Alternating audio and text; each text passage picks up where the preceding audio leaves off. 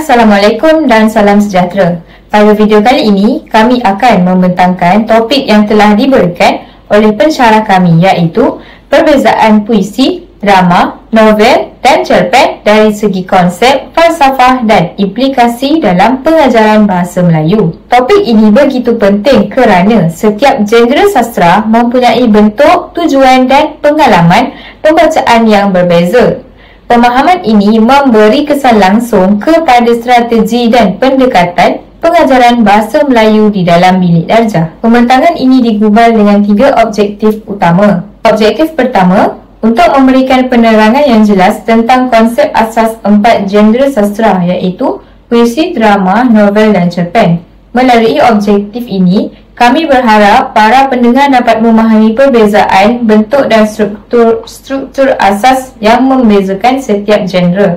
Objektif kedua, pembentangan ini bertujuan menghuraikan falsafah dan tujuan di sebalik penghasilan setiap genre.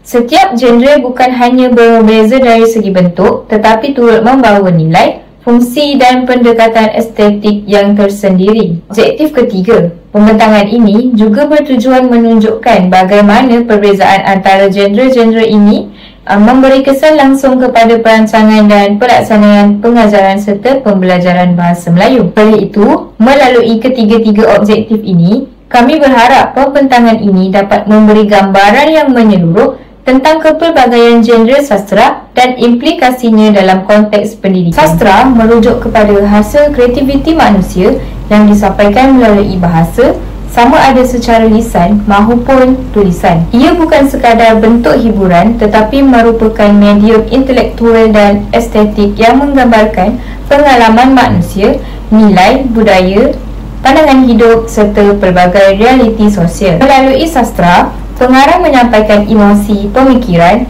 kritikan dan mesej tertentu yang boleh memberi kesan kepada pembaca.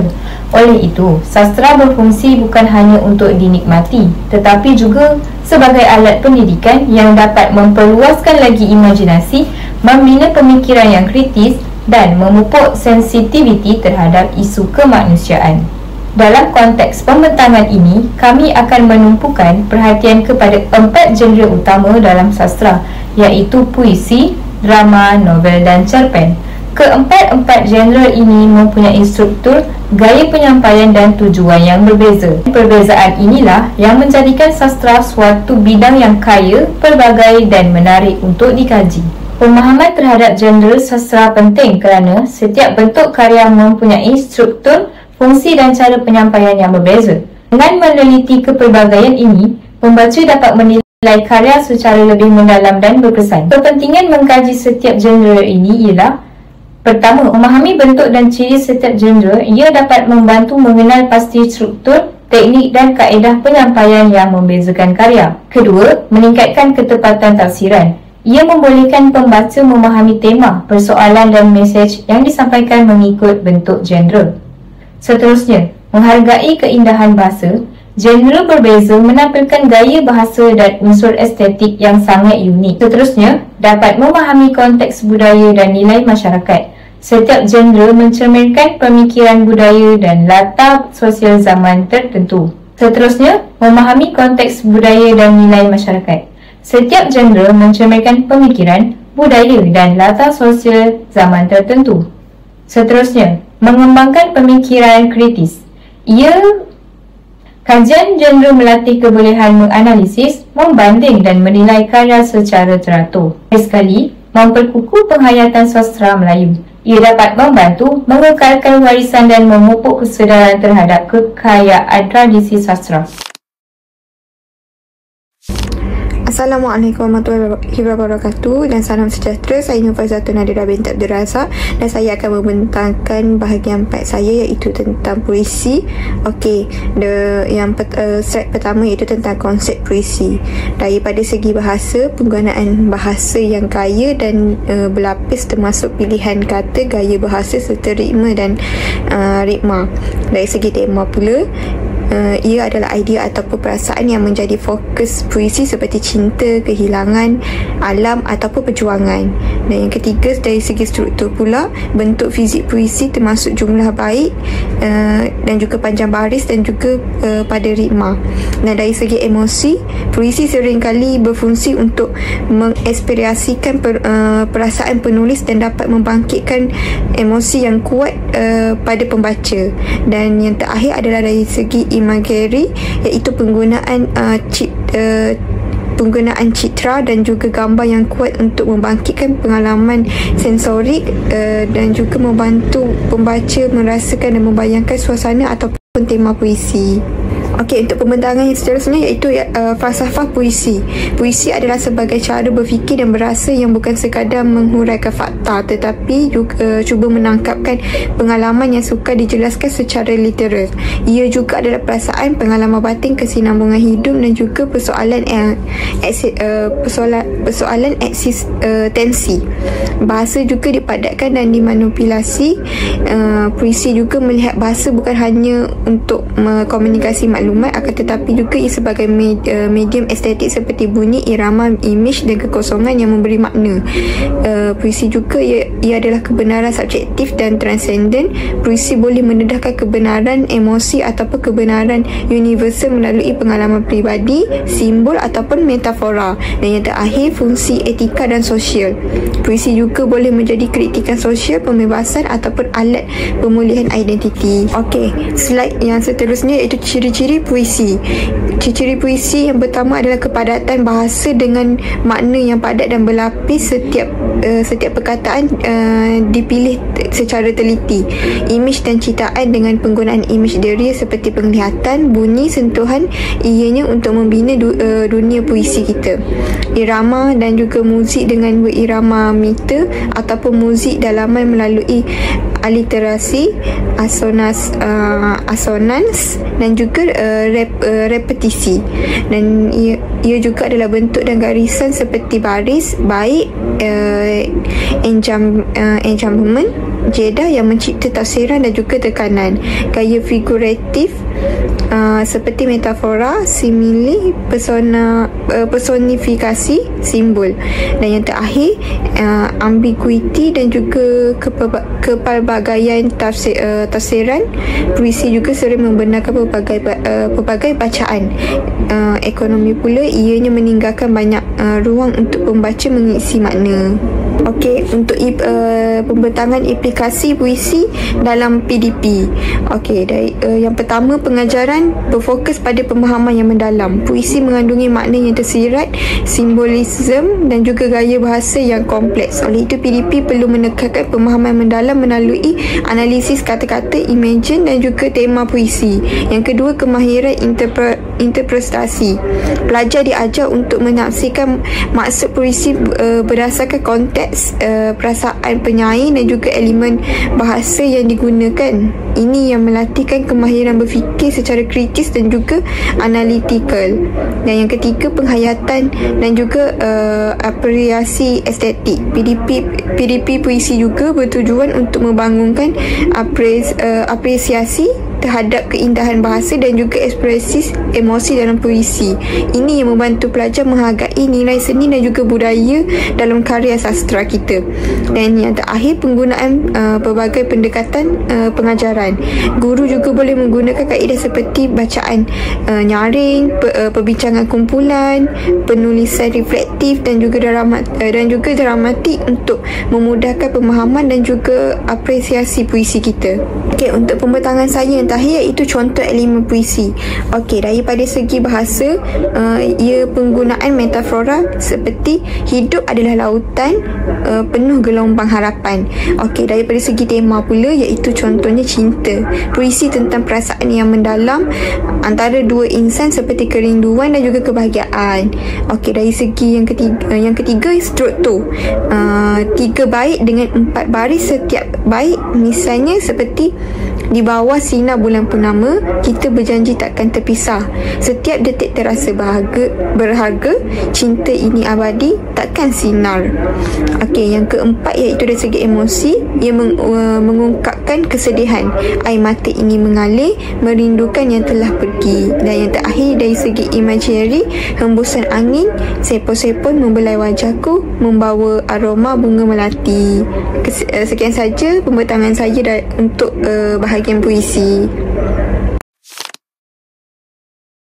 Saya akan membentangkan mengenai konteks drama, di mana drama ini adalah satu seni dalam persembahan yang menggabungkan lakonan, dialog, pergerakan, emosi, serta interaksi untuk menggambarkan sesuatu cerita. Dalam konteks pendidikan, drama ini bukan cuma lakonan di atas pentas, tetapi ia juga menjadi salah satu kaedah yang aktif boleh digunakan oleh murid untuk menyatakan idea, berimajinasi dan belajar melalui pengalaman yang mereka lalui. Jadi, secara ringkasnya, drama ini ialah cerita yang digabungkan dengan watak serta dialog, pergerakan, emosi, dan juga interaksi.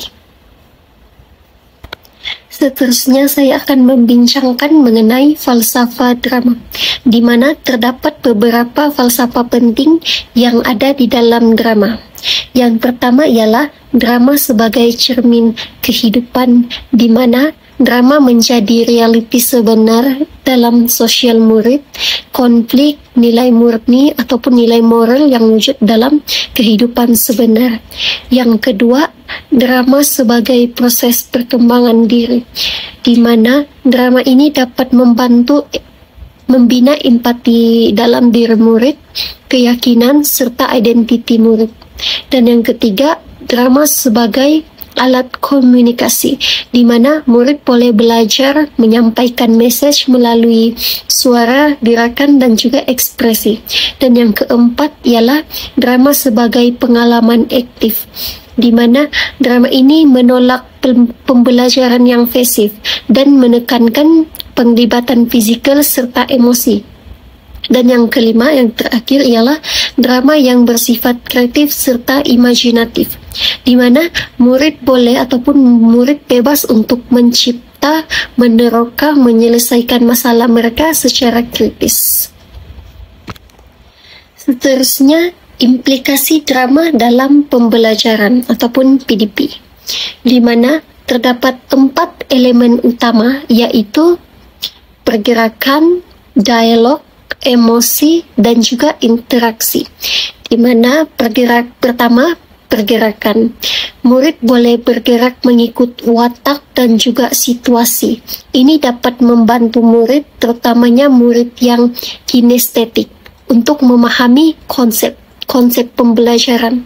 Dan yang kedua, elemen yang kedua, dialog, di mana murid dilatih oleh guru untuk bertutur, untuk bertanya dan juga menjawab dengan penuh yakin. Ini dapat meningkatkan kemahiran bahasa dan juga keberanian murid, sekaligus dapat meningkatkan kemahiran berkomunikasi. Dan yang ketiga, yaitu emosi. Drama ini sangat menggalakkan murid untuk mengekspresikan emosi mereka. Ia dapat menjadikan pelajaran menjadi lebih bermakna serta mudah untuk diingati oleh para pelajar.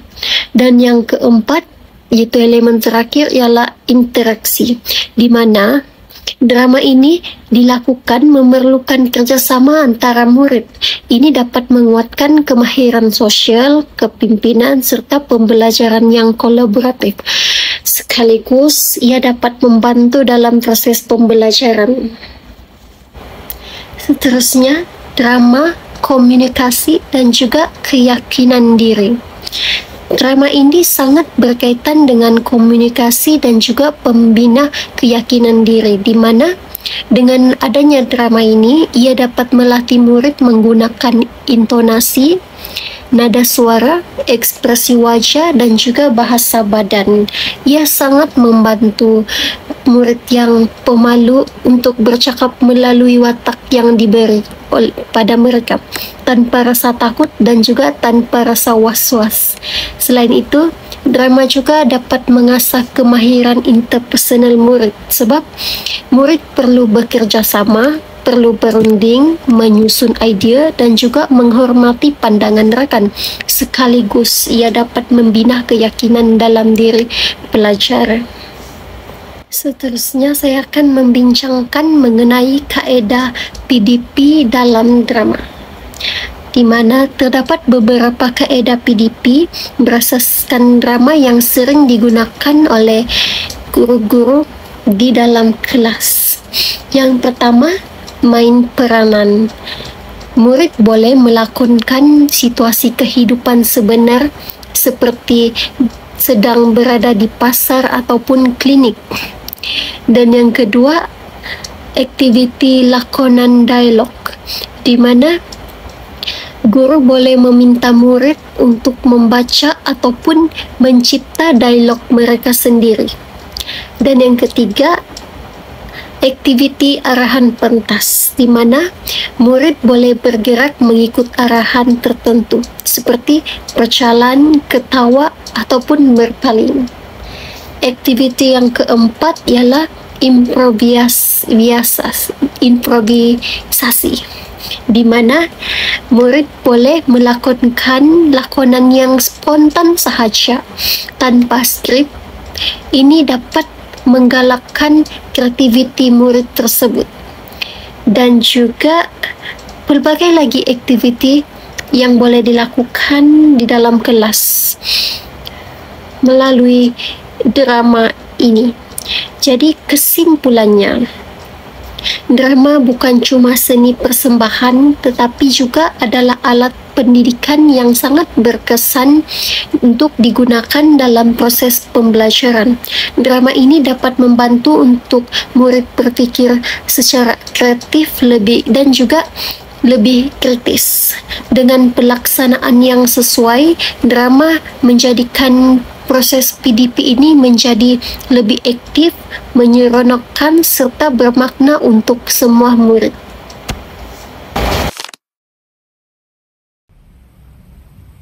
Salam sejahtera semua. Izinkan saya meneruskan hujah seterusnya mengenai jana novel dan cerpen dari kumpulan kami. Dalam Komsas, novel dan cerpen merupakan dua jana prosa yang sangat penting kerana kedua-duanya mengembangkan kemahiran analisis dan kefahaman pelajar.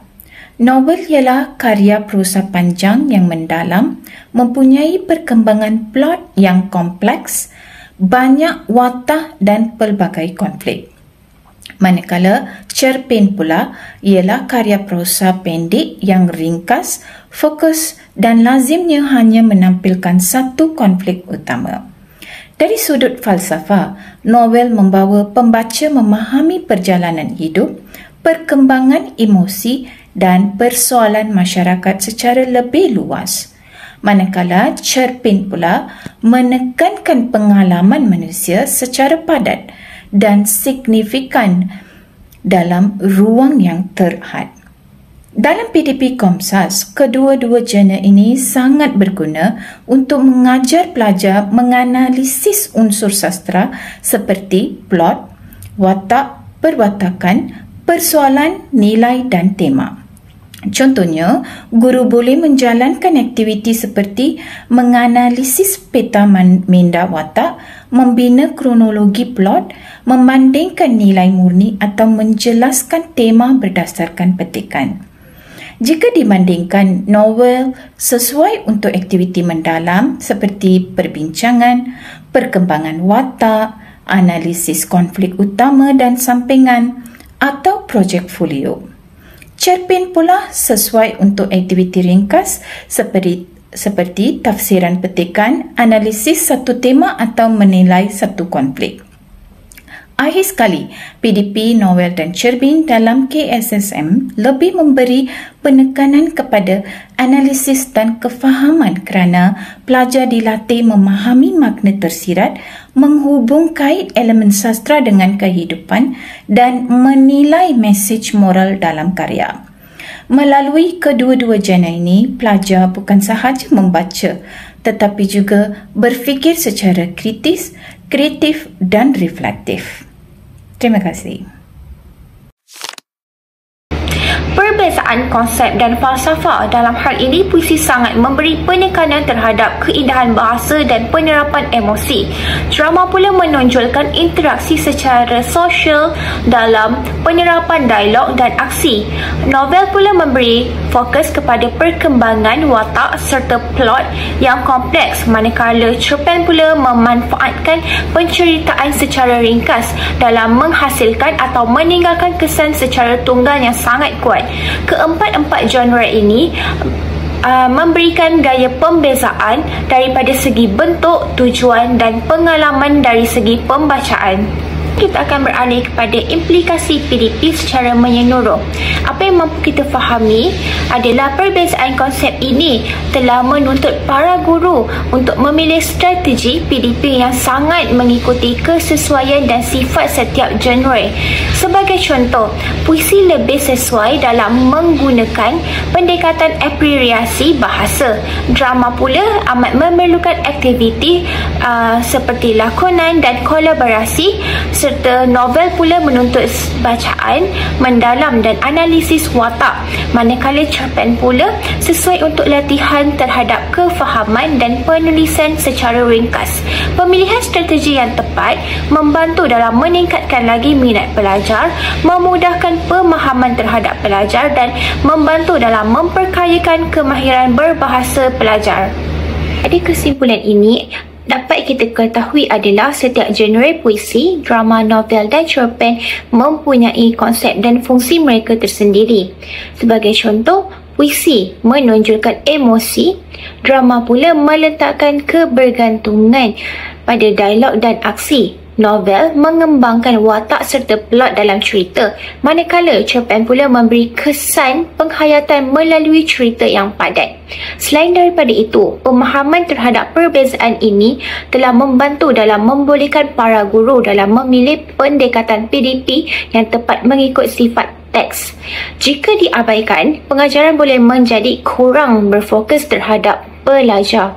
Justru itu, apabila dengan mengetahui ciri setiap genre, bukan sahaja dapat memperkayakan ilmu guru, akan tetapi dapat juga meningkatkan pengalaman dan kemahiran berbahasa